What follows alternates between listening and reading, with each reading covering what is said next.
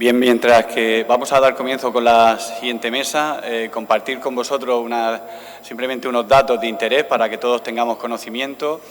Las personas que tenéis código QR y que vais a solicitar el certificado de asistencia a efectos curriculares para que podáis adjuntarlo a vuestro currículum, al igual que las personas que están inscritas, se recogerá una vez que se compruebe vuestra asistencia y se entregarán a la clausura de este congreso. Por lo tanto, os pedimos a todos el esfuerzo de intentar estar en el mayor número de intervenciones, dado que solo se puede ausentar el 10% de la programación para poder acceder al diploma acreditativo de la formación a efectos curriculares.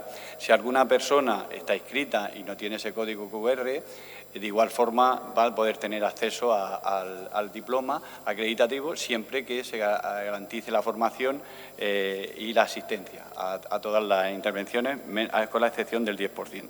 Bien, pues vamos a invitar a don Manuel para que nos acompañe y podamos iniciar esta mesa.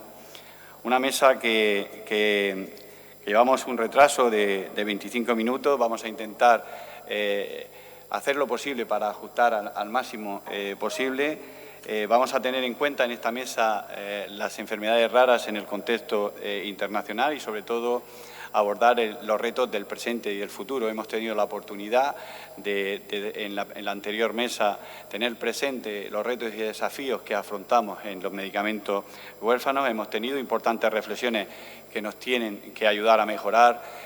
La última intervención que nos realizaba una mamá, en donde exigía, y además así hay que decirlo, hemos tenido la oportunidad de tener al responsable de ese área precisamente moderando esta mesa. Tenemos que exigir a la Administración que podamos mejorar esa accesibilidad. Es decir, si hemos sido capaces en pandemia de generar estructuras que permitan optimizar y realizar todos esos viajes que tienen que realizar las familias para poder acceder a un tratamiento, pues intentemos que esas estructuras se puedan agilizar y mejorar su accesibilidad a todas y cada una de las familias que lo necesitan. Bien, pues vamos a empezar con la primera intervención. En este formato sabéis que a lo largo del Congreso va a haber intervenciones de ponentes a nivel presencial, pero también otras intervenciones a nivel online. Y la primera, desde Miami, Eva María Ruiz Castilla. Ella nos va a hablar, ella es directora de la Academia de Pacientes de Latinoamérica, LAPA. Ella nos va a trasladar precisamente la realidad y los desafíos de enfermedades raras en Latinoamérica, al igual que tiene más de 20 años de experiencia, sobre todo en el área de planeamiento estratégico, de desarrollo y de análisis e implementación de políticas de salud global. Pues damos entrada a Eva María Ruiz Castilla, directora de la Academia de Pacientes de Latinoamérica.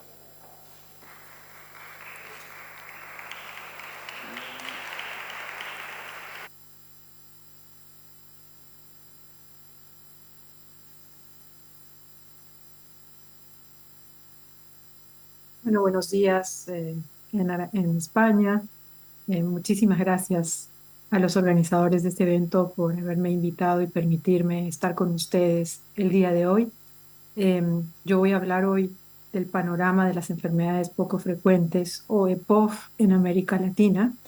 ¿Qué ha cambiado en la región? Vamos a hacer un poco de memoria, sobre todo en la legislación, en el marco regulatorio, y trabajaremos un poco el tema de acceso a innovación, que es algo que está cambiando justamente y que está impulsando eh, el, el que las políticas públicas para enfermedades raras, poco frecuentes o huérfanas puedan mejorar.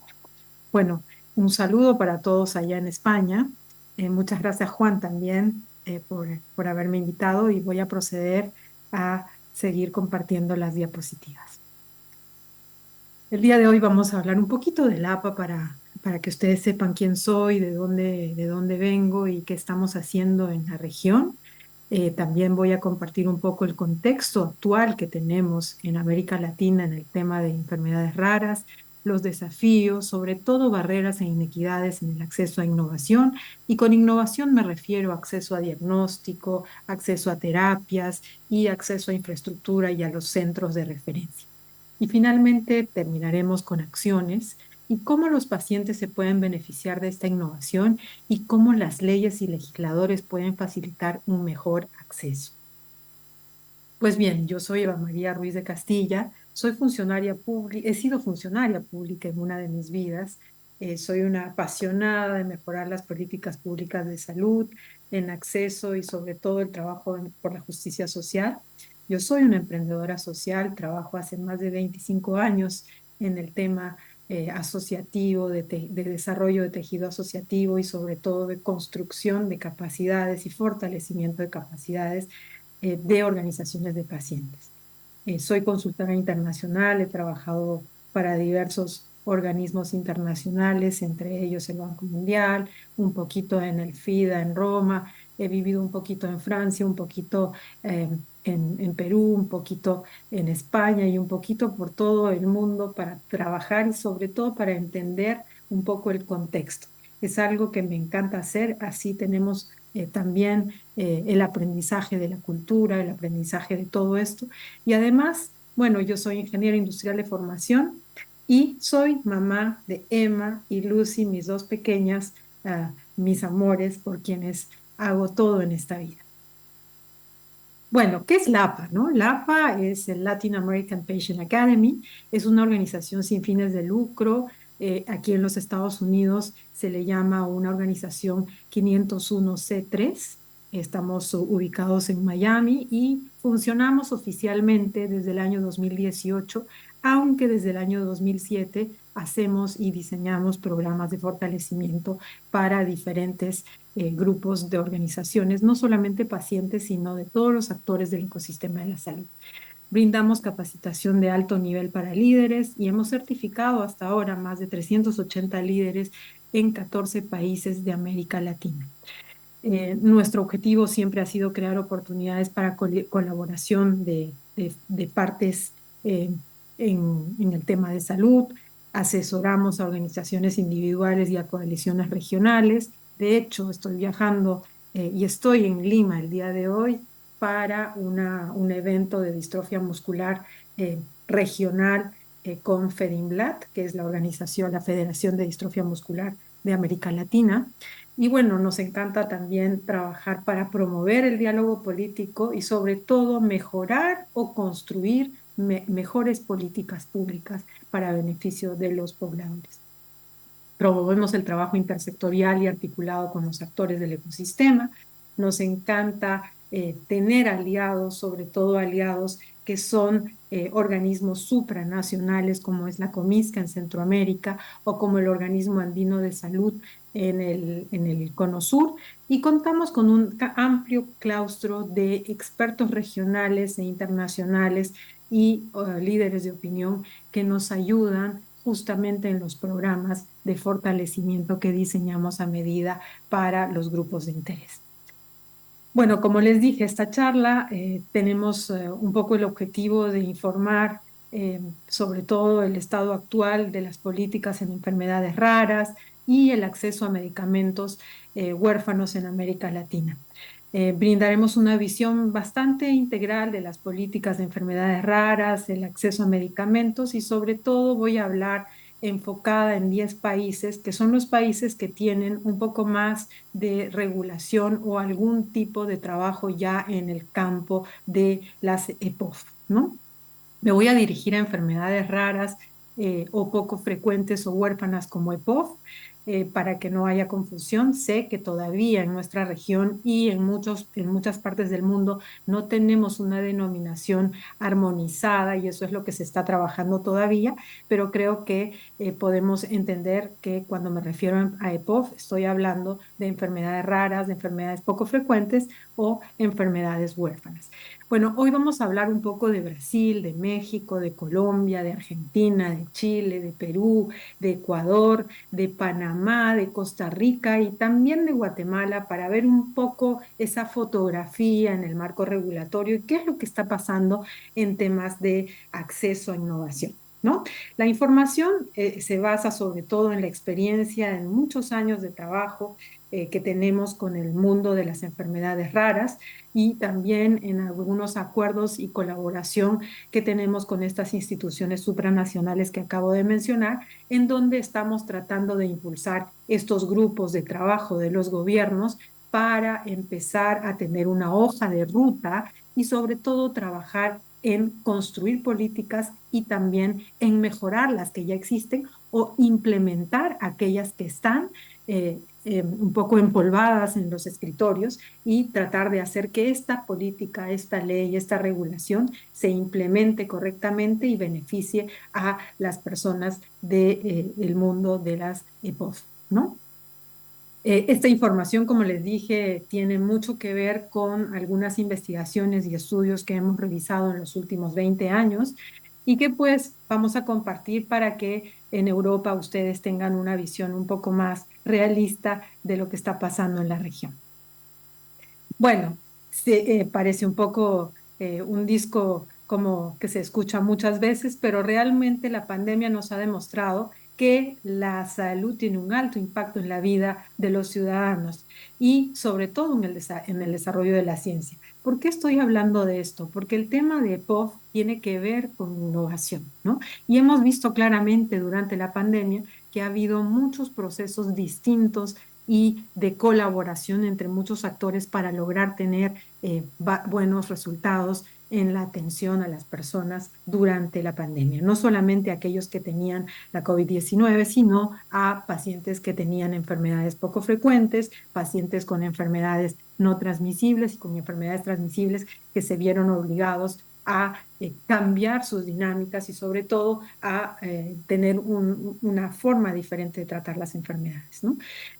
Los cambios demográficos han generado nuevas poblaciones a riesgo y sobre todo debemos por eso pensar y repensar los modelos actuales que tenemos en el campo de la salud. ¿Por qué? Por las presiones que hay en los sistemas y sobre todo los nuevos retos que tenemos en acceso a estas nuevas tecnologías. Bueno, el acceso a cobertura de servicios de calidad siempre ha sido un problema en nuestra región. Sabemos que en América Latina tenemos algunos países que tienen cobertura universal, como son Uruguay, Costa Rica, Brasil, Argentina y un poquito Chile, que tiene un modelo diferente, que es el GEST, que es el sistema de garantías explícitas que no es realmente un modelo universal, pero que está basado en lo ideal que sería el modelo inclusivo universal, ¿no?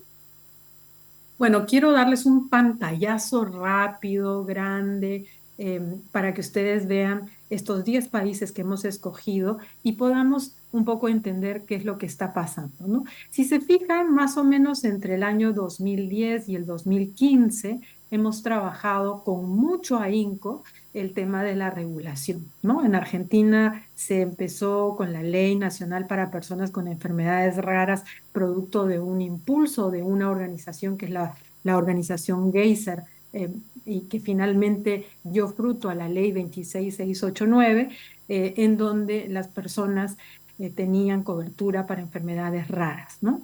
Luego, en el 2014, por ejemplo, para Brasil, se dio la Política Nacional de Atención de Enfermedades Raras por una ordenanza.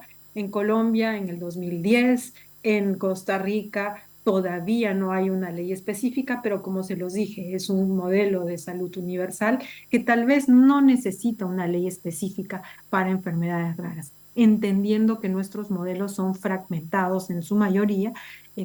Costa Rica es un bonito ejemplo para mirar y para explorar y sobre todo para estudiar porque es un país pequeño y las dinámicas se dan de forma un poco más positiva y el acceso a la innovación también. Chile, pues tiene una ley, como les dije, de garantías explícitas, pero en el 2015 se aprobó la ley Ricarte Soto, que es una ley que se concibió al principio para el tema de enfermedades catastróficas raras y huérfanas, pero que ha incluido a las enfermedades, sobre todo de de alto costo o catastróficas. En Guatemala todavía no hay una ley específica y el acceso se da a través de un fondo de enfermedades catastróficas, ¿no? México hasta ahora no cuenta con una ley de medicamentos, con una ley de enfermedades raras, sin embargo sí tiene una ley que en el 2012 se modificó la Ley General de Salud para incorporar algunos artículos que definen al menos los medicamentos huérfanos y obligan al sistema a tener aquellos medicamentos huérfanos disponibles, ¿no? En Panamá, la ley en el 2014 garantiza la protección social a la población que padece enfermedades raras, poco frecuentes y huérfanas. Y en el Perú tenemos esta ley que es la ley 29698, que declara de interés nacional el tema de las enfermedades raras. Sin embargo, hasta ahora esta ley está en proceso de reglamentación. Como verán, tenemos muchos años de regulación o de legislación en estos 10 países escogidos, pero en muchos de ellos muy poco es lo que se ha podido implementar o el beneficio que han tenido los pacientes en el avance en el tema de calidad de vida, sobre todo, ¿no? Bueno, y quiero contarles un poco también la evolución en Latinoamérica de la CEPOF, ¿no? En el pasado, pues fíjense que no había mucho interés en la CEPOF en ningún ámbito, había muy poca participación de las organizaciones de pacientes, los expertos eran muy raros, a los médicos les decían un poco que tenían un tipo de suicidio académico si se dedicaban al tema de las enfermedades poco frecuentes. Muy pocos hacían investigación y desarrollo y bueno, en nuestra región todavía tenemos muy pocos centros de investigación y desarrollo y eso es algo que hay que tratar de impulsar, sobre todo en esto de cooperación norte-sur y ver el tema de asistencia técnica para que en los países de la región podamos desarrollar sobre todo centros de referencia o de alta complejidad. Hay pocos pacientes para ensayos, todavía tenemos un número muy reducido de pacientes que entran con un perfil adecuado y eso hace que el acceso a innovación una vez más sea mucho más reducido. Las terapias con proteínas humanas en el pasado todavía provocaban una fuerte respuesta inmune y no había tanto éxito. Y ahora en las tendencias tenemos el aumento de interés en la CEPOF, ahora hay reuniones casi cada mes o cada semana para hablar del tema de enfermedades raras. Si nos ponemos a hacer un mapeo, hay mucho interés de parte de los políticos, mucho interés de parte de la industria, mucho interés de parte de los gobernantes y sobre todo también mucho interés desde la parte de evaluación de tecnologías sanitarias o economía de la salud también. Y pues y también hay mucho interés de parte de las organizaciones de pacientes en seguir impulsando y levantando el tema de la política pública, ¿no? Hay mucha más competencia académica, hay competencia en investigación y desarrollo, se están abriendo nuevos centros, sobre todo para buscar estrategias curativas como el tema de la terapia génica. Los pacientes ya están trabajando un poco mejor el tema de los ensayos clínicos, pero aún todavía no llegan al nivel que se tiene en la Unión Europea o en los Estados Unidos, ¿no? Y bueno, hay mayor investigación y ahora tenemos estas novedades como el tema de la terapia génica para algunas enfermedades que están logrando tener un buen éxito y sobre todo casi una esperanza de cura gracias a estas nuevas tecnologías y a esta innovación. Barreras e inequidades. Bueno, yo creo que en el tema de desafíos tenemos algo muy importante en nuestra región porque hay mucha falta de confianza, ¿no? Debido a la fragmentación de los sistemas y al poco compromiso y a la poca transparencia, hay muy poca confianza tanto de los que están trabajando y los hacedores de política para mirar y medir los indicadores de desempeño, ¿no? Entonces no son tan confiables porque no tenemos cifras muy transparentes, no hay registros de enfermedades raras adecuados todavía, están todavía muy fragmentados, no hay interoperabilidad de servicios, no se comparte información y entonces eso hace que pues la gobernanza no exista y lo que necesitaríamos en la región es medir dónde están los grupos más desfavorecidos y dónde se hacen más profundas esas barreras de acceso a una atención oportuna y de calidad.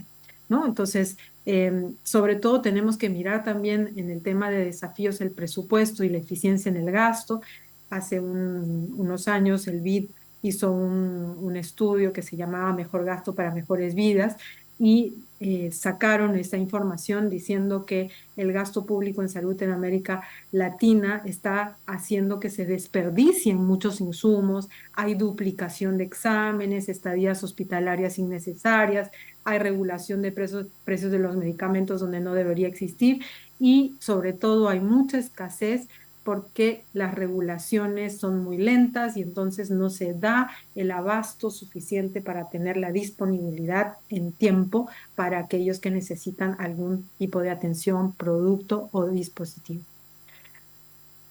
Pues bien, yo quería compartirles esto que me parece súper interesante, que es también un estudio que se hizo el año pasado por FIFARMA, es un estudio comandado por FIFARMA y sobre todo realizado por IQVIA, que habla de la disponibilidad, sobre todo de acceso a terapias innovadoras, ¿no? Fíjense que tenemos una brecha enorme para lograr hacer que la innovación llegue a la región latinoamericana por varios factores, ¿no? Hay un tema de evaluación regulatoria que es muy lento, hay una aprobación regulatoria local que hace que las nuevas tecnologías se demoren o no estén disponibles, tanto como pasa en Europa o en Estados Unidos o en países de alta vigilancia. Sobre todo hay un tema de disponibilidad solo en la forma privada, por ejemplo, en el tema de nuevas tecnologías e innovación.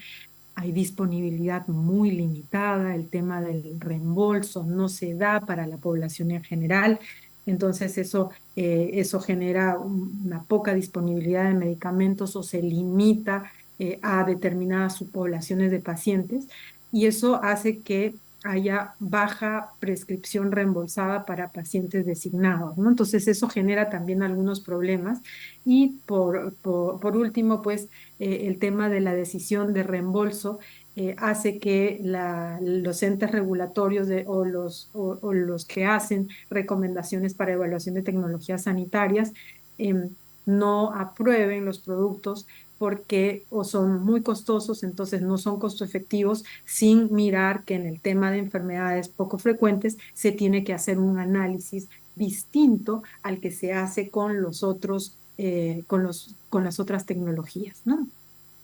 Bueno, el tema de los medicamentos está completamente disponible para la población en general, pero con mucho, mucho tiempo de espera, ¿no? Tenemos un promedio de tiempo casi de 18 meses, en algunos casos hasta de más de 18 meses. Fíjense que aquí yo quería mostrarles respecto a la base que es Estados Unidos, cómo están nuestros países, Argentina, Colombia, Perú, Costa Rica. Fíjense que en Chile es donde se demora más el tema de acceso a la innovación, con 1.672 días después que se reguló y que se aprobó una tecnología en los Estados Unidos, ¿no? Fíjense que aquí en Europa ustedes tienen 200 días, 280, en fin, ¿no? Para diferentes temas y distintas tecnologías. Pero fíjense cuánto tiene que esperar en nuestra región. Aquí tenemos casi 3 años, aquí son 4 o 5 años, o sea, fíjense en número de días para que tengan una idea de cuán difícil es el acceso a la innovación en nuestra región, ¿no? Yo quería mostrarles esto como para que tengan una clara idea del contexto actual, porque esto no es algo que sea antiguo, esto es algo que acaba de ser estudiado y que es lo que está pasando en este mismo momento, y entonces que tenemos que ver cómo mejorar, cómo regular para finalmente lograr el acceso a las terapias, el acceso a diagnóstico, el acceso a centros de referencia, el acceso a centros especializados de tratamiento y también el acceso a innovación en todo el sentido de la palabra, ¿no? Pues bien, yo quería hablar un poquito también del tema de romper mitos desde la mirada de las personas, ¿no? Siempre decimos que no hay recursos y yo creo que el problema está en que hay una mala distribución y una falta de transparencia.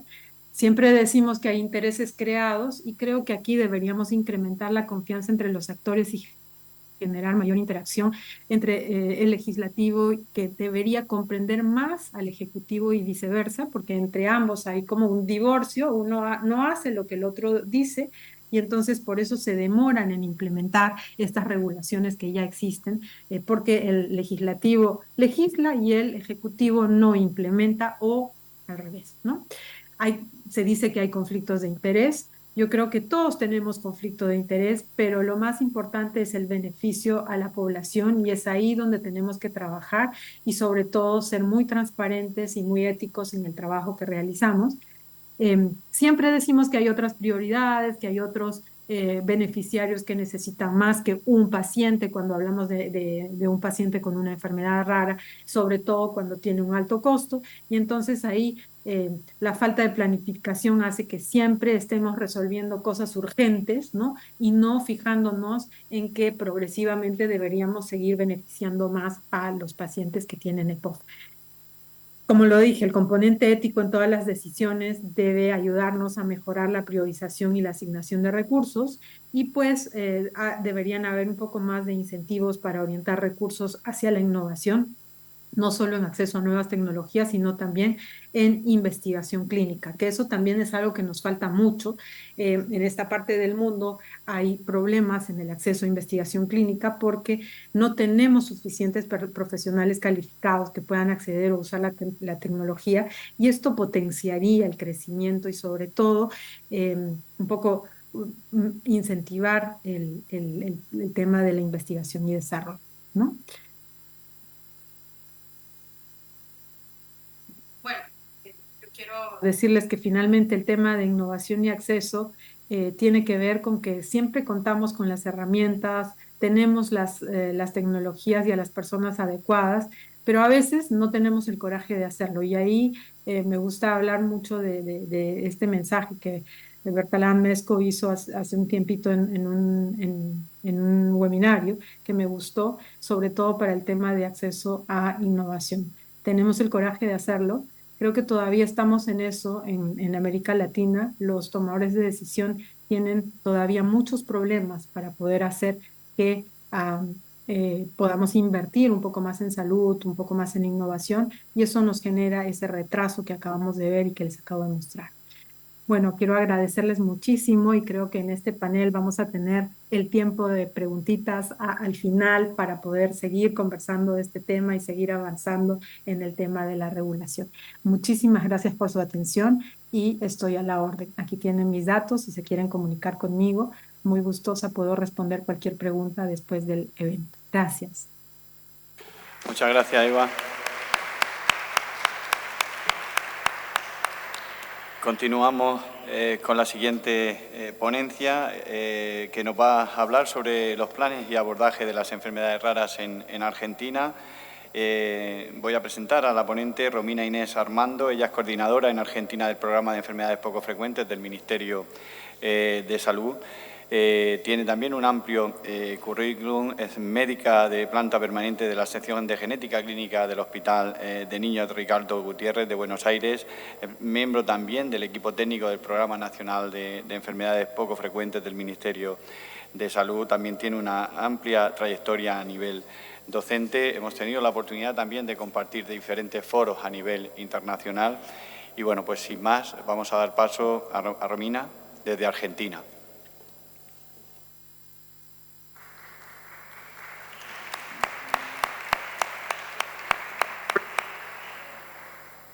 Hola, buenos días. Ante todo, agradezco a los organizadores del evento. Es un placer poder compartirles las políticas que estamos llevando a cabo en la Argentina en torno a las enfermedades poco frecuentes, así que es lo que vamos a conversar hoy. Mientras comparto presentación, les pido disculpa por mi voz, estoy saliendo de un cuadro viral. Bueno, mi nombre es Romina Armando, soy pediatra genetista y pertenezco al Programa Nacional de Enfermedades Poco Frecuentes, que se encuentra en el Ministerio de Salud de la Nación y a la fecha en una dirección de medicamentos especiales de alto precio. Este es nuestro país, acá abajo. Para los que no nos conocen, estamos en América del Sur, bien al sur. Nuestros países vecinos son Uruguay, pedacitos acá de Brasil, Paraguay, Bolivia y Chile. Somos 45 millones de argentinos y argentinas que vivimos a lo largo de todo este país, de 24 provincias o 24 jurisdicciones. La mayor cantidad de población está acá, la ciudad de Buenos Aires y en la provincia de Buenos Aires, pero somos un país federal, un país donde cada provincia es autónoma, y desde el Ministerio de Salud de la Nación lo que tratamos de llevar a cabo y que les voy a contar ahora son políticas sanitarias o estrategias que se puedan implementar a lo largo de todo el país. El Ministerio tiene un rol rector de fortalecer y acompañar a cada una de las provincias en materia, en este caso, de enfermedades poco frecuentes, y llevamos a cabo estas líneas de acción a fin de no replicar tareas en algunas líneas que hoy les voy a compartir. Primero, compartir la problemática, ¿no? Si bien después les voy a contar, en nuestro país, en Argentina, también una enfermedad poco frecuente o rara es considerada aquella que tiene una prevalencia menor o igual a 1 en 2000, aunque eso a veces difiere a nivel internacional. Y si bien la traducción literaria de Rare Diseases es enfermedad rara, la Argentina adoptó la terminología poco frecuente, haciendo referencia a la prevalencia de la enfermedad y no tanto al término raro, tal vez tenga una connotación más peyorativo en el español. Por eso le decimos, también en la región, muchos países le dicen enfermedad rara, EPF, EPOF, de enfermedad poco frecuente, enfermedad minoritaria. En nuestro país, y eso también es una de las cosas que les voy a contar, tenemos un listado de 5.885 enfermedades. Y teniendo en cuenta que las enfermedades poco frecuentes representan entre el 6 al 8% de nuestra población, estimamos que más de 3 millones de argentinos y argentinas tienen una enfermedad poco frecuente, con el 75% de presentación en la edad pediátrica. El impacto sanitario que se describe en la bibliografía también lo compartimos, desprendido de la baja prevalencia de las enfermedades, donde independientemente de la enfermedad poco frecuente que tenga el paciente deambula de médico en médico, consulta a varios especialistas, repite estudios que ya se hizo, es sometido a diagnósticos erróneos y muchas veces a tratamientos innecesarios. En nuestro país se desplazan de provincia en provincia hasta tal vez llegar a Buenos Aires, donde se logra un diagnóstico de certeza. Y luego aparece lo que llamamos la problemática postdiagnóstica, ¿no? Es decir, cuando el paciente vuelve a su provincia y los equipos de salud no saben de la enfermedad, no tienen información, hay falta de acceso al tratamiento y todo lo desprendido con respecto a lo sociosanitario y esa realidad que ya sabemos que impacta tanto en el niño como en la familia, y cómo estas familias empiezan a tener un rol fundamental, ya sea sumándose a organizaciones internacionales o bien creando organizaciones civiles en nuestro país.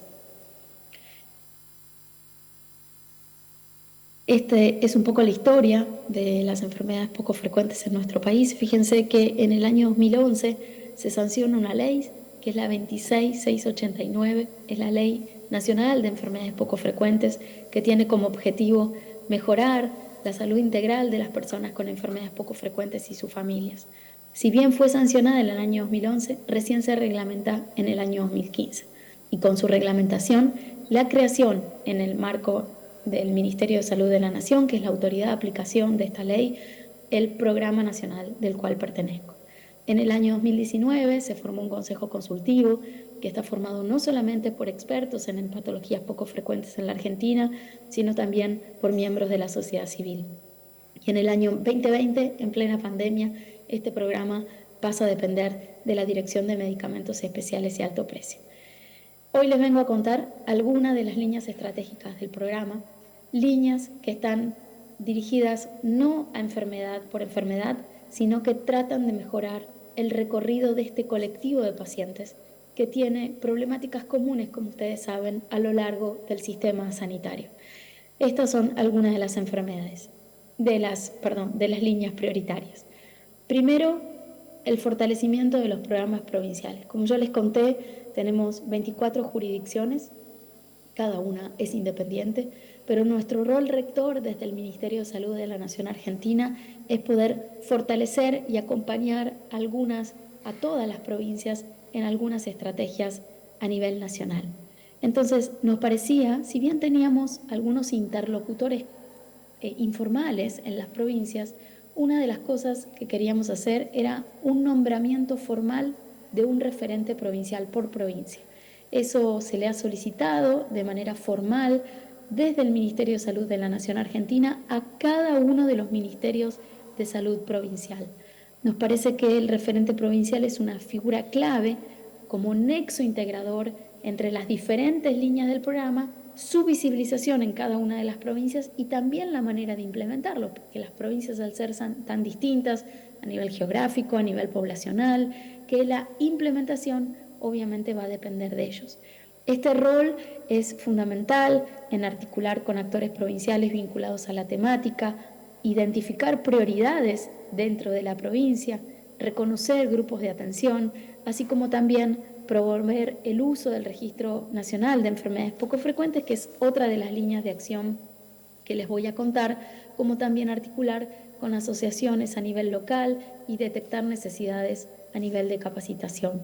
Fue una tarea bastante ardua, dado que como pertenecemos a una dirección de medicamentos especiales y alto precio, la figura del referente provincial tenía distintos perfiles. En una provincia tal vez era un director de maternidad e infancia, en otra provincia era un director de hospital, en otra provincia era un farmacéutico, así que a la fecha tenemos nombrado formalmente 24 jurisdicciones con referentes y hubo un trabajo desde el programa provincial en homogeneizar ese perfil, que empecemos a hablar el mismo lenguaje, que empecemos a priorizar las líneas estratégicas de acción, de fortalecer su rol y poder acompañarlos en la implementación de cada una de estas líneas a nivel provincial, así como también el desafío de empezar a trabajar a nivel regional.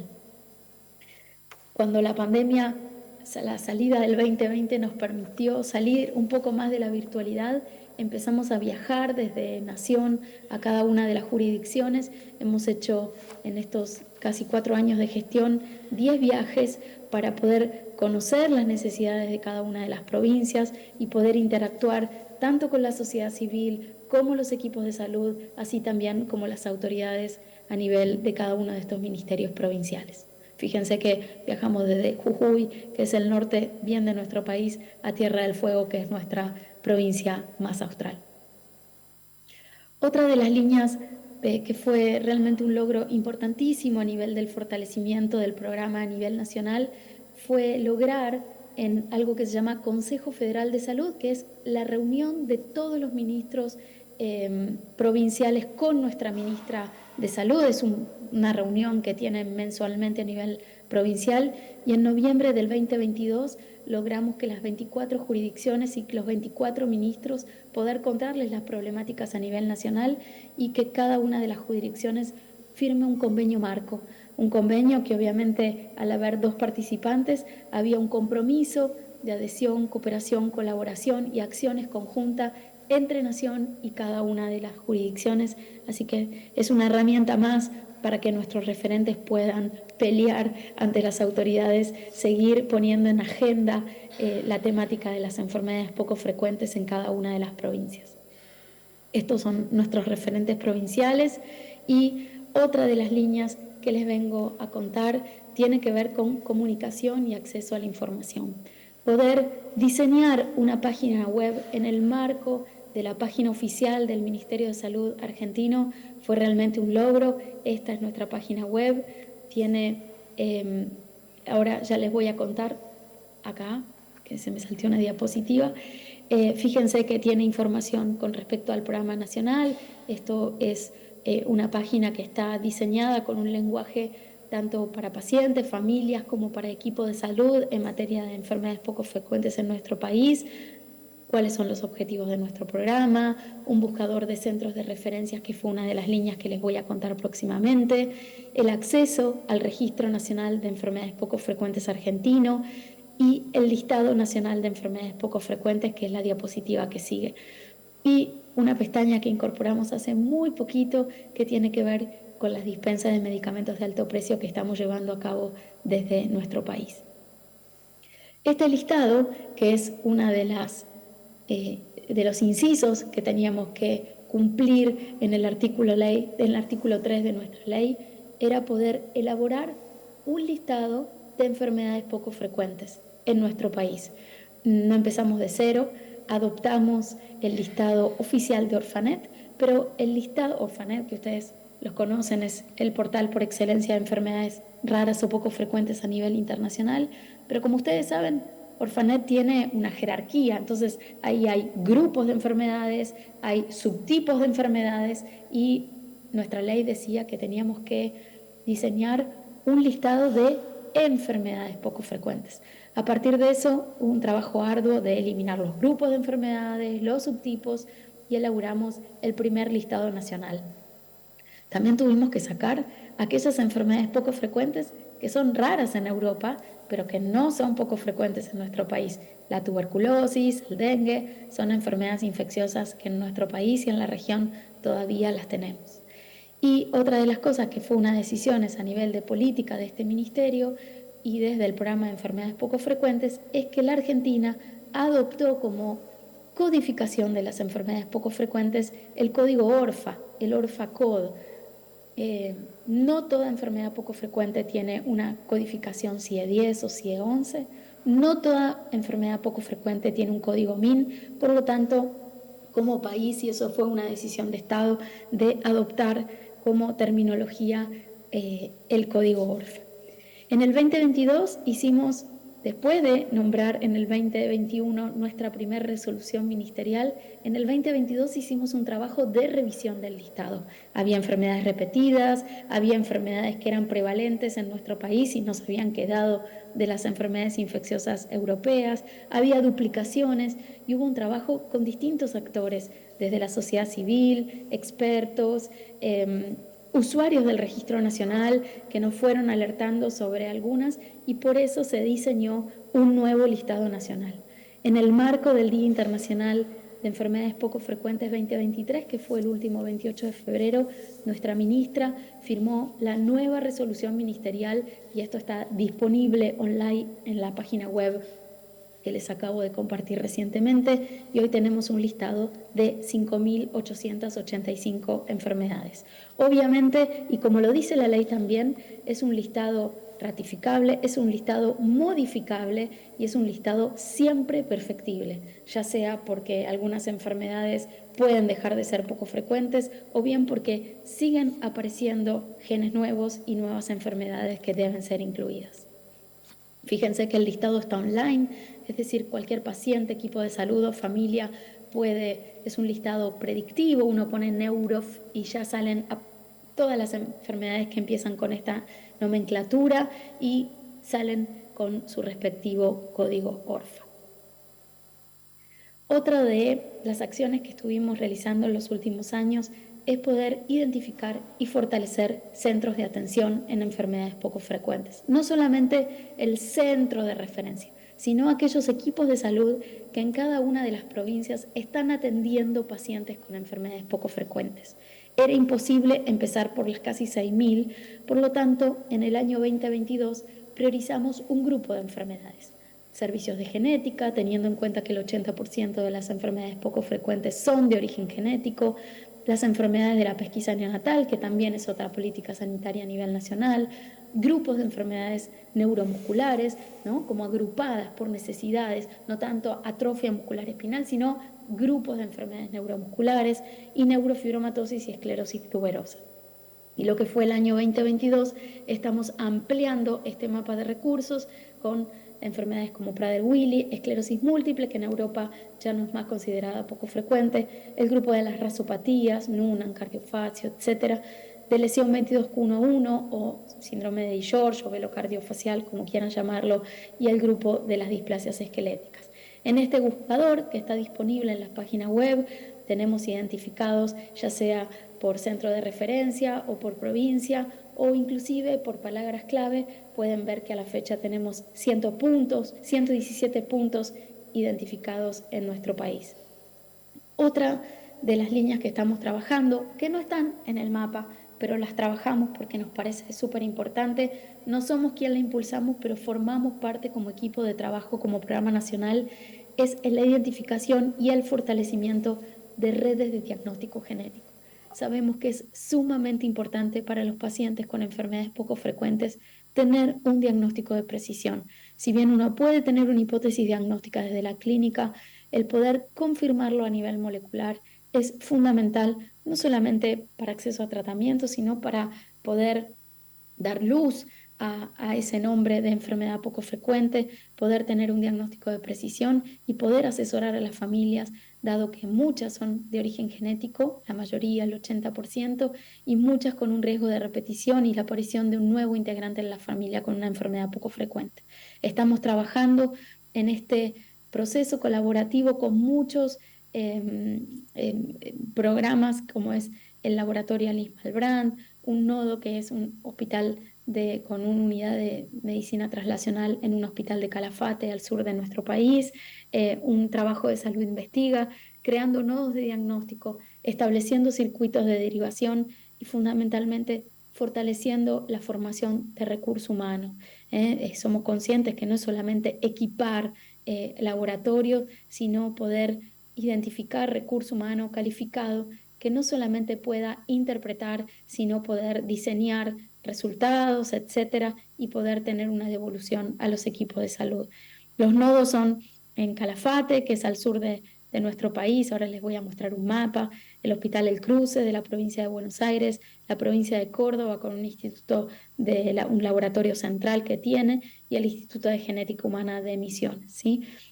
Empezamos trabajando con el programa, con la unidad de conocimiento translacional en la provincia de Santa Cruz, específicamente en Calafate, que empezó a dar respuesta absolutamente a todas las provincias de nuestra Patagonia, la provincia de Misiones con estas provincias, la provincia de Córdoba y la provincia de Buenos Aires. Y otra de las líneas que fuimos fortaleciendo a lo largo de estos años fue el Registro Nacional de Enfermedades Poco Frecuentes. Teníamos que diseñar un registro, como dice la ley, que tenga un objetivo sanitario, es decir, saber, tenemos prevalencias internacionales, pero teníamos que entender dónde están, dónde se atienden y quiénes son nuestros pacientes argentinos y argentinas con enfermedades poco frecuentes. Elegimos la plataforma del SISA, que es el Sistema de Información Sanitario Argentino, donde habitan todos los registros sanitarios de nuestro país. Con esto, con el objetivo de conocer prevalencias a nivel nacional y poder construir estadísticas locales que nos permitan llevar a cabo acciones sanitarias. Los referentes provinciales tienen mucho que ver en esto porque son los encargados de cómo implementar este registro en cada una de estas provincias. De esta manera, no replicar registros provincia por provincia, sino que nuestro referente sea ese nexo que identifique los usuarios. En esta primera etapa, los usuarios del registro son cualquier miembro del equipo de salud, un médico, un pediatra, un kinesiólogo, un odontólogo, un fonoaudiólogo que quiera registrar a su paciente con enfermedades poco frecuentes. Ingresa con el DNI, es un registro de carga muy sencilla, tiene muy pocas variables. Sabemos lo sobrecargado que están los equipos de salud con un montón de cuestiones administrativas, por lo tanto el diseño tenía que ser muy sencillo y muy amigable.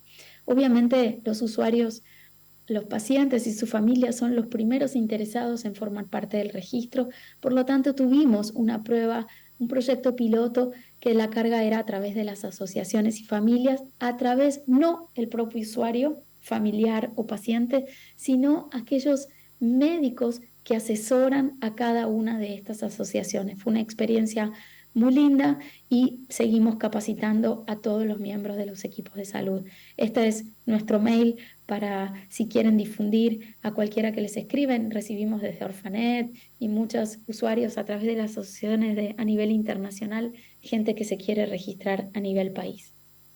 Fíjense cómo a la vez fue subiendo. Esto es un último reporte al 31 de agosto del 2023. Tenemos más de 10.000 pacientes registrados. Sabemos que este registro debemos seguir construyéndolo.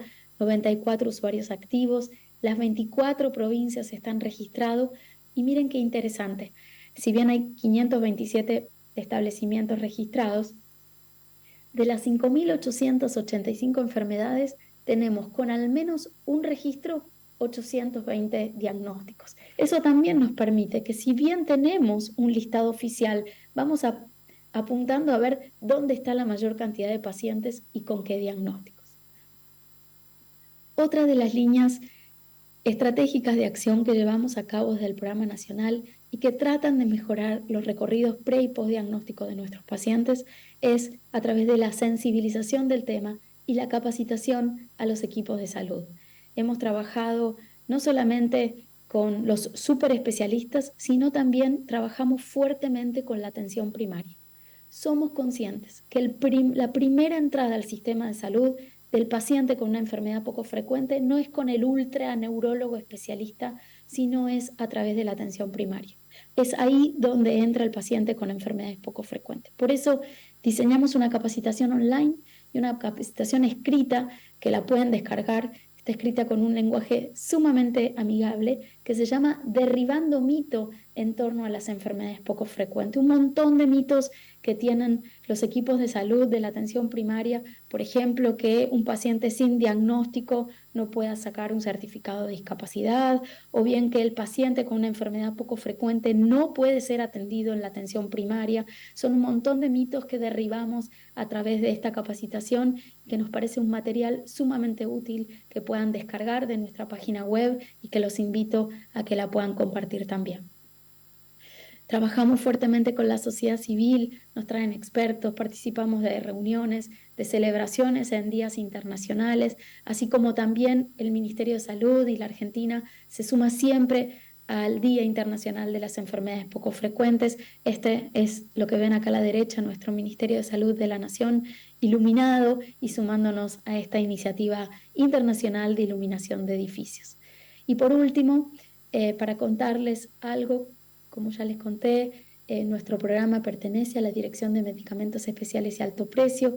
Desde esta gestión se están dispensando, en nuestra página también lo pueden encontrar, algunos medicamentos de alto precio, ya sea vinculados a hormona de crecimiento, a miastenia gravis, como también fibrosis quística, todos los moduladores para todos los sectores públicos. La triple terapia la estamos dispensando para todo argentino o argentina mayor de 12 años que requiera la triple terapia. Estamos en un proceso de compra de la triple terapia pediátrica, así como también los 2 tratamientos disponibles para atrofia muscular espinal, el Nusinersen y el Zolgensma, que realmente fue un hito en materia de salud pública en nuestro país.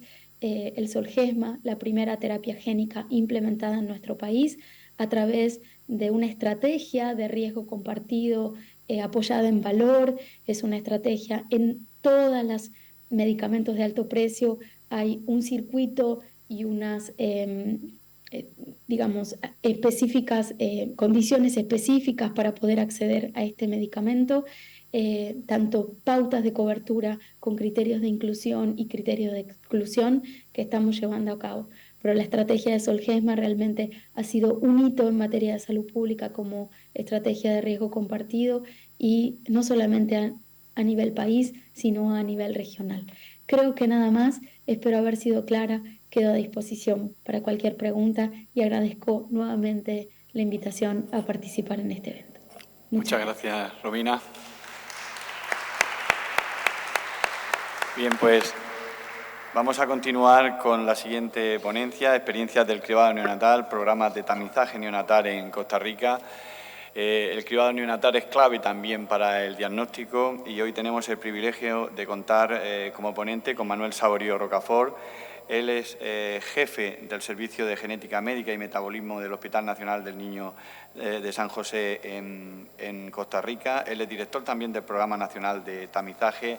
Es profesor licenciado del curso de la Universidad de Costa Rica en la Escuela de Medicina y en el Departamento de Genética Médica, al igual que también es instructor del curso de pediatría, del programa de posgrado de pediatría, al igual también de instructor en el posgrado de neonatología y de medicina materno-fetal. Bueno, es un privilegio contar contigo. Tuve la oportunidad de conocer el trabajo que se estaba desarrollando en Costa Rica, pero verán ustedes las desigualdades que tenemos en nuestro país, donde vemos comunidades autónomas que incluyen 40 enfermedades raras en las pruebas de cribado neonatal y otras comunidades vecinas que no llegan ni incluso a las 7, ¿no? Es decir, ya estamos hablando de un mismo país, pues ahora tendremos la oportunidad de conocer también el cómo han implementado todo este programa de cribado neonatal a nivel nacional en Costa Rica. Manuel, muchísimas gracias por estar con nosotros. Muchísimas gracias, Juan.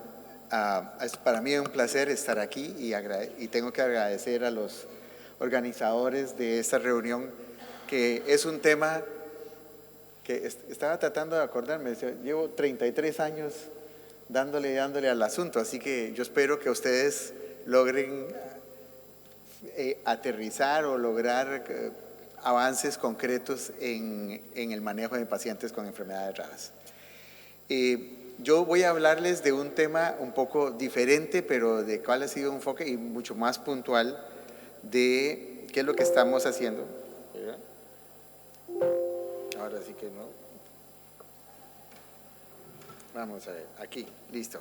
Primero que todo, no tengo ningún conflicto de intereses para dar esta charla y, por supuesto, hay que hablar de dónde es que estamos ubicados en Costa Rica, porque estamos en la parte del cordón umbilical que conecta el norte con el sur y nuestro país es un país pequeño, somos 5.200.000 habitantes más o menos, somos 52.800 kilómetros cuadrados, tenemos una inversión de salud del 5.33% de nuestro Producto Interno Bruto, el ingreso per cápita es apenas $13.198 por año por persona, y además invertimos en salud cerca de un poco más de $2.500 por cada costarricense en este momento.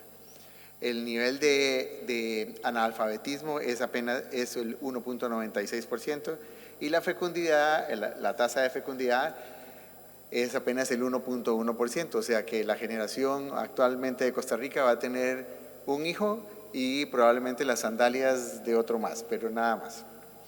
La otra cosa es, puntos interesantes, nuestro Sistema Nacional de Salud es obligatorio, es universal, o sea que cubre básicamente todo, y es solidario.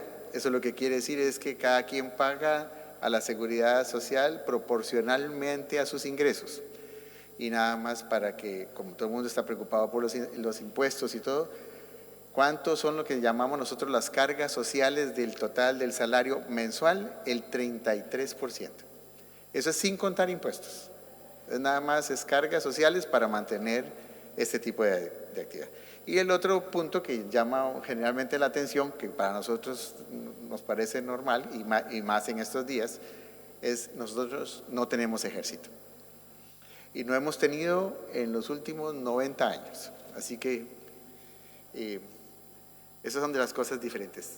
¿Qué cosas se trabaja desde el punto de vista de el cribado neonatal? Primero que todo es una acción de prevención secundaria. Eso lo que quiere decir es que no vamos a lograr evitar que realmente la enfermedad esté presente en una persona, pero sí lo podemos detectar rápidamente, en forma temprana, para evitar que esa enfermedad tenga consecuencias clínicas no recuperables en las personas.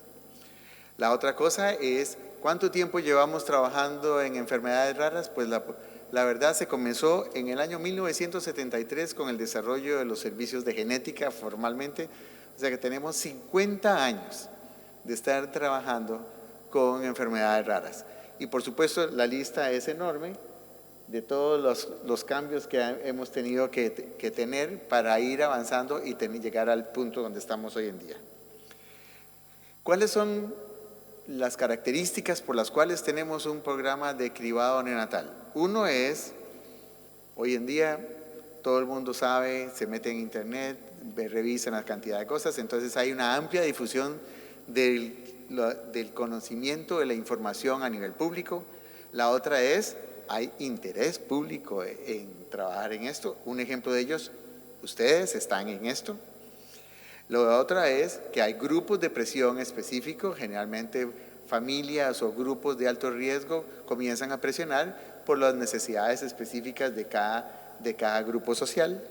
Existe y hay ninguna discusión al respecto, que hay una gran avance y nueva disposición de tecnologías que permite detectar este grupo de enfermedades y, por supuesto, es costo-beneficio viable. Eso significa que, a pesar de que haya una tecnología que es muy sofisticada, aún así hace que realmente la detección y la amplitud de conocimiento en relación a las personas o los pacientes es totalmente accesible desde el punto de vista económico. Y la otra, que para nosotros ha sido muy, muy importante, en otros grupos sociales no ha sido así, pero nosotros no tenemos los recursos para poder inventar otras cosas, es que para nosotros las enfermedades que nosotros buscamos tienen que tener tratamiento, porque tenemos que tener un valor agregado real sobre el impacto de las personas a las cuales les hacemos el tamiz neonatal. Por supuesto, este ha sido el viacrucis del Programa Nacional de Tamizaje. Tenemos 33 años de estarlo haciendo y si ustedes se fijan, el otro día los conté y tenemos más paradas que las 14 paradas del viacrucis de Semana Santa. ¿Eso significa? ¿Es fácil? No. ¿Alguien les va a decir, no, claro, con mucho gusto les vamos a ayudar a que hagan esto? Nunca va a pasar. Eso significa que hay que trabajar activamente, conscientemente y perseverar en lograr lo que tenemos. Y la parte que más gracia me hace es esta, que si ustedes se dan cuenta, tenemos 33 años de estar haciendo el tamizaje neonatal. Y hasta en el año 2019 fue que la Seguridad Social, o sea, el Sistema Nacional de Salud, decidió asumir el Programa Nacional de Tamizaje. O sea, 30 años después, y eso se hizo efectivo a finales del 2021, inicios del 2022. O sea que todo un proyecto de impacto nacional, aún así la Seguridad Social tardó 32 años en hacerlo como responsabilidad propia del Sistema Nacional. Ahora bien, ustedes saben que esto no ocurre fácilmente. Eso significa que, por supuesto, requerimos del apoyo. ¿Cómo logramos sobrevivir? El apoyo del Programa Nacional de la Lotería, que nos asigna una cantidad de presupuesto, la Seguridad Social, el hospital donde estamos ubicados, el Hospital de Niños, el sector privado, porque ha sido un motor importante, económico y promotor de estos proyectos, y una ONG, que es una organización no gubernamental que nos ayudó a resolver las limitaciones jurídicas y financieras que el sistema no nos daba en aquel momento. Por supuesto, ahora que somos parte de la Seguridad Social, ahora estamos en la burocracia institucional y ahora este es todo el organigrama que hay que estar demostrando de que cada paso, de que cada mes, todos los años hay que hacerlo. Si ustedes se dan cuenta, el Programa Nacional de Tamizaje es parte del Servicio de Genética, que así fue como nació, que tenemos la parte de manejo clínico de los pacientes, tenemos el programa y tenemos los diferentes laboratorios para la confirmación diagnóstica, que ha sido uno de los principales problemas. ¿Cuál es uno de los compromisos? Se hace tamizaje, pero además hay que hacer el diagnóstico y hay que darle tratamiento y hay que darle seguimiento y hay que volver a reevaluar permanentemente qué es lo que está pasando con cada una de las condiciones que estamos trabajando. Este es nuestro sistema, así es como funcionamos. Está la consulta prenatal, aprendimos que se da toda la información y educación en forma prenatal. También aprendimos a la fuerza que son las mamás embarazadas. Las mujeres cuando están embarazadas es que están interesadas en el tamiz neonatal, no antes y no después. Y las otras que están interesadas en el tamiz neonatal, las abuelas, porque las abuelas acompañan a las hijas a la consulta prenatal, se leen todo, agarran todos los folletos que están ahí y además son las que joroban a las hijas y le dicen, oye, tú ya te fijaste en eso, tienes que hacerlo y tal. ¿Qué aprendimos? No hay que invertir en los papás.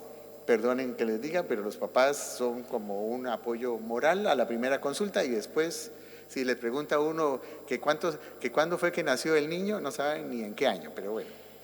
Pero eso, conste, yo he sido un papá muy responsable, pero las mamás son las que realmente, si van a invertir recursos, inviértanlos en las mamás.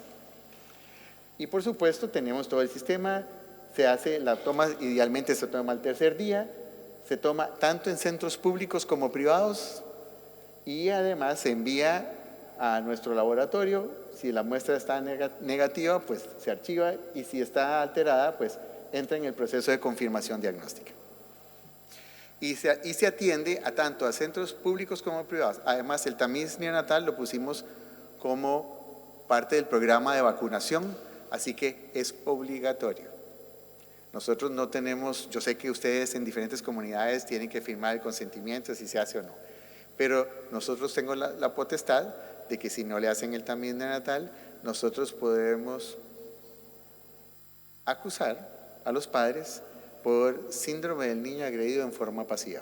Es como tener un hijo, no ponerle vacunas y dice, bueno, se murió de sarampión, y dice, bueno, ¿quién es el responsable?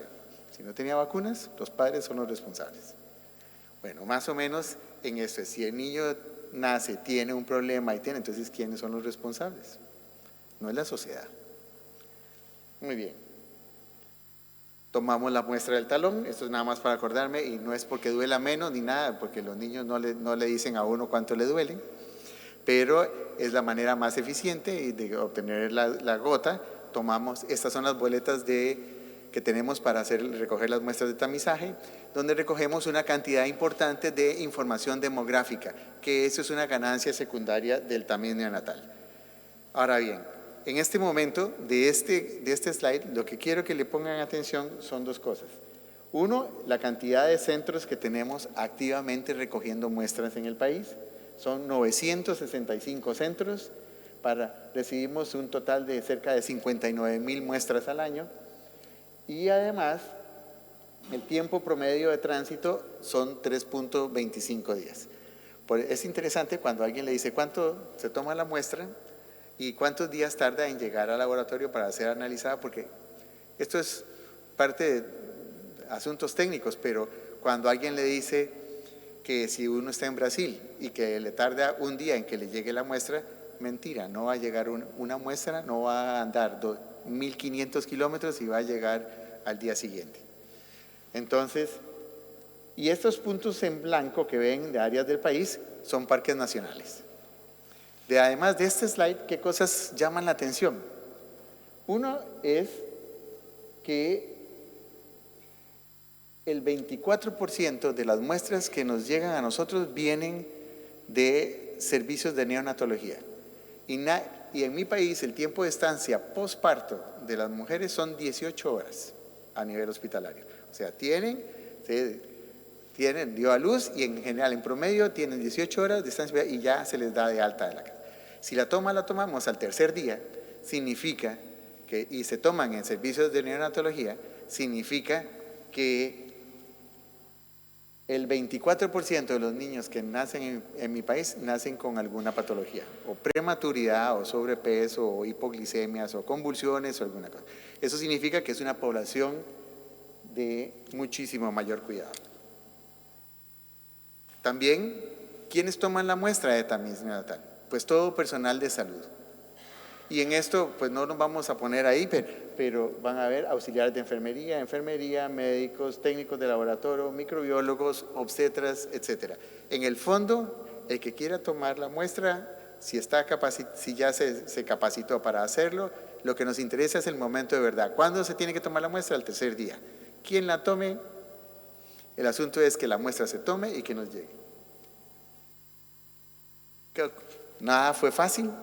Comenzamos apenas con un 3.7% de cobertura cuando comenzamos en el año 90 y en general terminamos el año pasado con un 98.1% y eso hay que agregarle alrededor de un 1.3% de muestras inadecuadas que hay que tomar la muestra. Entonces, en el fondo, pues la verdad es que andamos en un 99.4% de todos los recién nacidos. Y esto es la curva con respecto a la cobertura nacional y al número de nacimientos, y esto es lo que nos llamó tremendamente la atención. En los últimos 5 años hemos tenido un descenso del 28% de la natalidad en mi país. Eso significa que, y sin embargo, algo bueno tuvo la pandemia.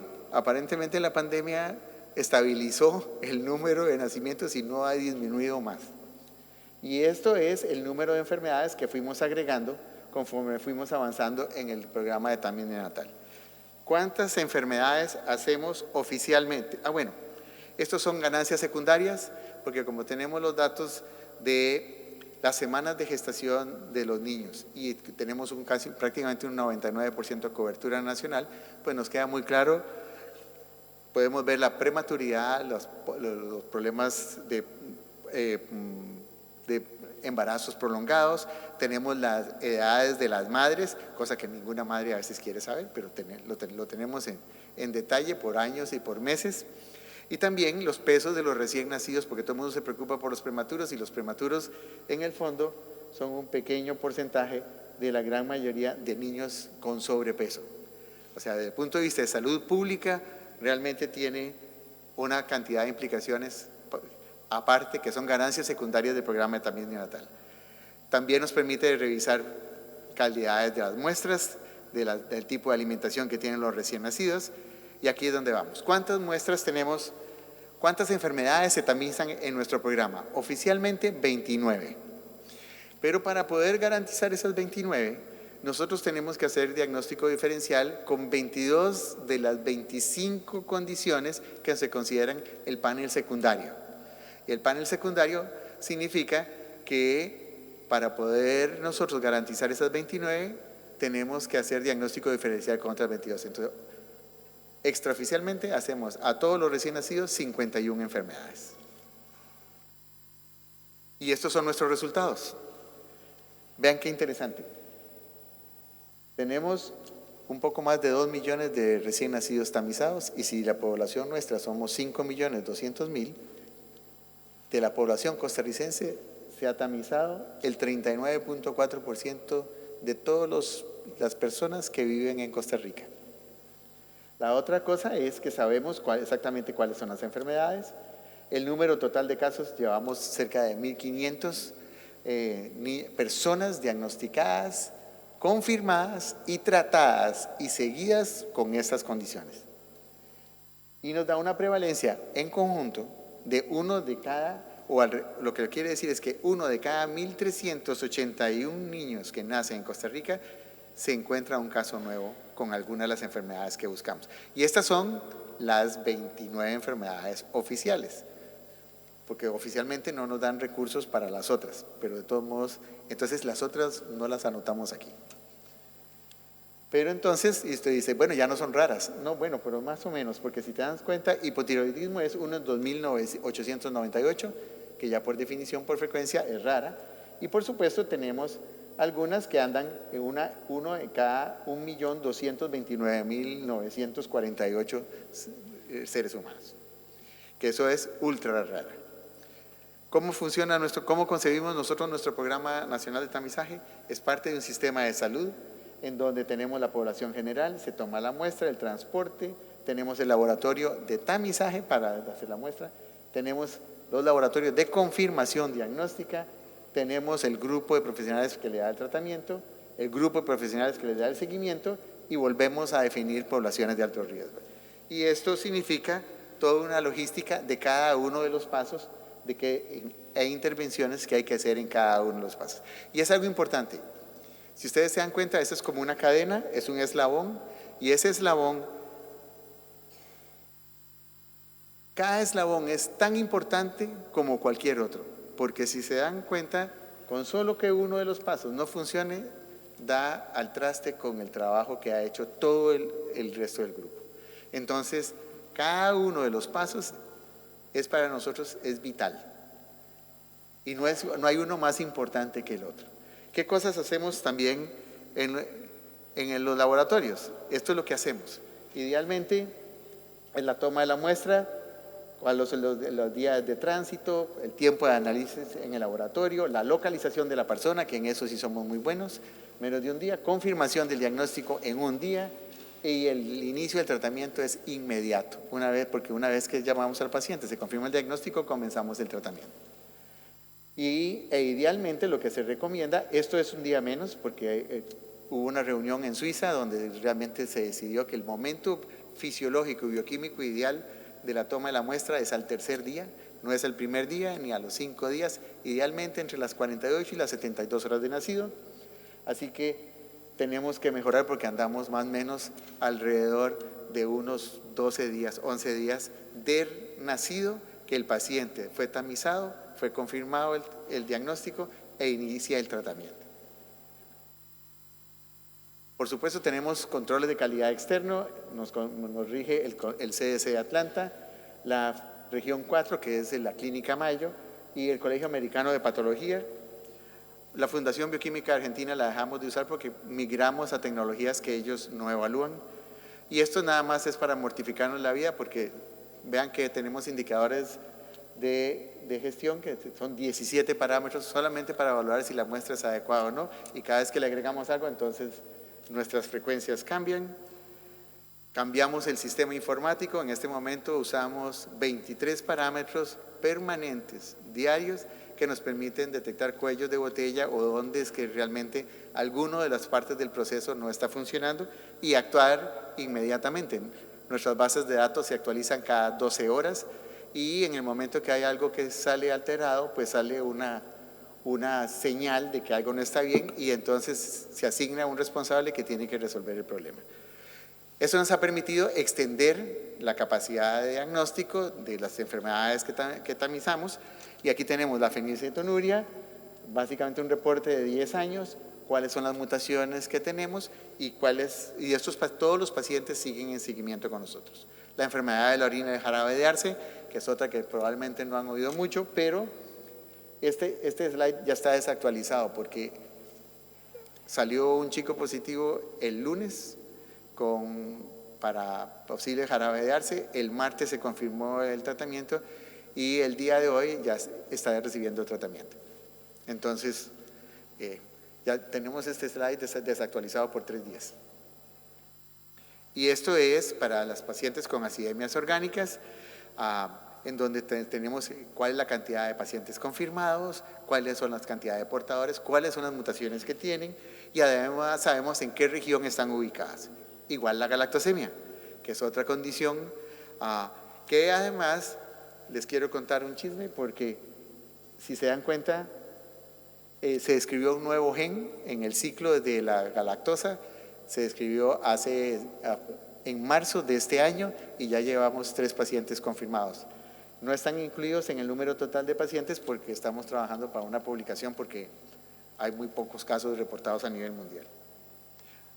Y eso nos extendemos a otras enfermedades. La enfermedad de Wilson, que es una enfermedad hepática que acumula, que es un defecto en el metabolismo del cobre, que además es poco frecuente en ciertas regiones en el mundo, pero en mi país pues tenemos 116 casos confirmados, 430 portadores, se han analizado más de 1000 personas, sabemos cuáles son las mutaciones y qué es lo que tenemos que hacer. Y más recientemente presentamos en Japón hace 15 días los pacientes con deficiencia de fructosa 1,6-difosfatasa.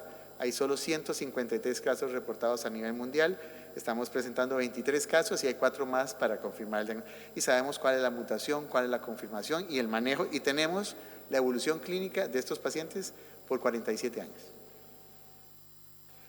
¿Cuál es la obligación de un programa de tamiz neonatal?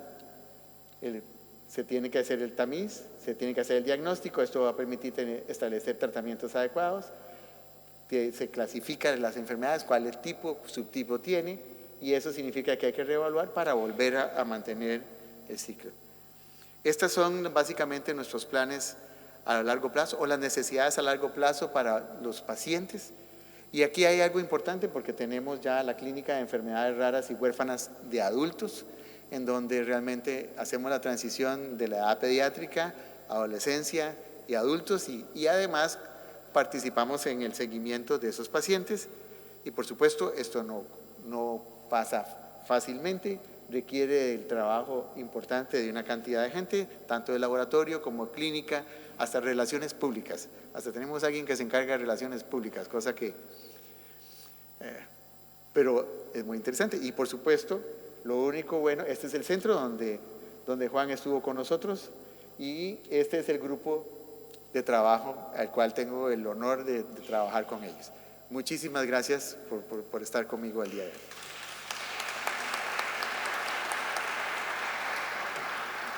Muchas gracias, Manuel, por compartir una experiencia para nosotros extraordinaria en Latinoamérica, en la región, y sobre todo por poner esa prueba del tamizaje, esa ley a nivel nacional que permita de forma universal dar respuesta a todos los pacientes que lo requieren.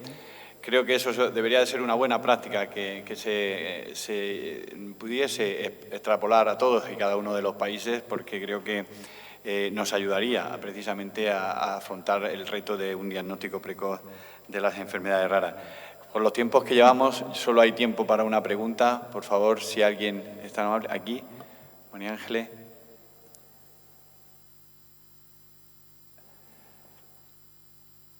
Vamos con un poco de retraso, pero vamos a iniciar enseguida la mesa.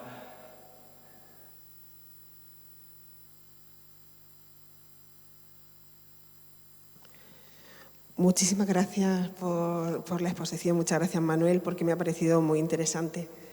Realmente cuando se ven exposiciones de cómo funcionan, como esta, de cómo funciona... Hola. Malel, un segundo, por favor. Hola. De cómo funcionan otros países, y en concreto Costa Rica, uno se da cuenta de que la expresión pura vida viene por algo. Y bueno, por centrar un poco la pregunta, usted decía que en Costa Rica hay 29 enfermedades que se hacen a través del tamizaje. ¿Tiene datos de otros países de Centroamérica y Latinoamérica de cómo está la situación en otros países? Gracias. Sí, claro. De hecho, mañana me toca dar una charla en la reunión de la Sociedad Española de Errores Innatos del Metabolismo a las 9 de la mañana. Precisamente hablando un poco de qué es lo que pasa en América Latina. En América Latina, desde el punto de vista de programas nacionales, está básicamente Cuba, Uruguay, nosotros, y hay 3 países que andan con programas que tienen una cobertura amplia. Uno es Chile, el otro es Brasil, y el otro grupo es Argentina. Solo que Argentina es interesante, es difícil de interpretar. Argentina tiene como la doctora Amando presentó, cada estado o cada provincia es un gobierno aparte, entonces, pero oficialmente hay un decreto que dice que el tamiz neonatal se tiene que hacer, y ha llegado en la publicación de Gustavo Borrajo de finales del año pasado, da una cobertura del 76%. Ahora bien, ¿cuántos tienen tamiz neonatal ampliado, que es el que nosotros hacemos de esa cantidad de enfermedades? Solamente Uruguay y nosotros lo hacemos. Chile lo ofrece en forma extendida, a la cual se tiene que pagar en forma privada, y por supuesto, y Brasil también lo tiene una gran cantidad de facilidades, igual que Argentina, de poder hacerlo ampliado. El lugar tradicional en Buenos Aires que lo hacía era el laboratorio el tamiz neonatal ampliado, lo hacía el laboratorio del doctor Néstor Chamoles, pero cerró hace 2 meses. Pero igual, México también lo ofrece, por ejemplo, el tamiz neonatal ampliado, pero lo ofrece solamente para los empleados de Pemex, que son petróleos mexicanos. Entonces, es como muy asimétrico, pero la gran mayoría de los países en América Latina tienen programas regionales con la tendencia claramente a ampliarse. Tanto así que hay una publicación de Roberto Giuliani, ahora en el 2021, hablando específicamente de enfermedades raras, en donde se estima que el 73% de los recién nacidos que nacen en América Latina, que son alrededor de 10,5 millones de personas, reciben tamiz neonatal de alguna manera, para una condición, 2, 5, 7, 12, etc. Pero fuera por ejemplo, Chile hace tamiz neonatal ampliado, pero lo hace a menos del 2% del total de recién nacidos en Chile. Y más o menos parecido anda en Brasil. En Argentina, no sabría decirte porque las personas que conocía de los laboratorios se han movilizado, entonces no tengo un dato reciente de eso. Muchas gracias, Manuel. No sé si Romina o Eva quieren trasladar aquí alguna aportación y ya despedimos la mesa, por favor, muy breve. Romina. No, gracias por la invitación. Le cuento a Manuel que efectivamente somos 24 jurisdicciones, que es autónoma. No soy experta en screening neonatal, de hecho el programa pertenece a otra dirección, pero obviamente articulamos hacer el programa de enfermedades poco frecuentes. Como dijo Manuel, existe una ley de pesquisa neonatal en la Argentina que es obligatoria. Si bien las provincias son autónomas... Dar aquí alguna aportación y ya despedimos la mesa, por favor, muy breve, Romina. Creo que Romina tiene un comentario. A ver, no sé si me están escuchando bien. Soy experta en screening neonatal, de hecho el programa pertenece a otra dirección, pero obviamente articulamos hacer el programa de enfermedades poco frecuentes. Como dijo Manuel, existe una ley de pesquisa neonatal en la Argentina que es obligatoria. Si bien las provincias son autónomas, creo que hay... Parece ser que como estamos en Argentina y en Miami, llega un poco con retardo la señal, así que muchas gracias, Romina. No, gracias a ustedes. Y Eva, Muchas gracias a ustedes y por la invitación. Excelente evento, un fuerte abrazo. Un abrazo, gracias. Muchas gracias. Pues despedimos esta mesa.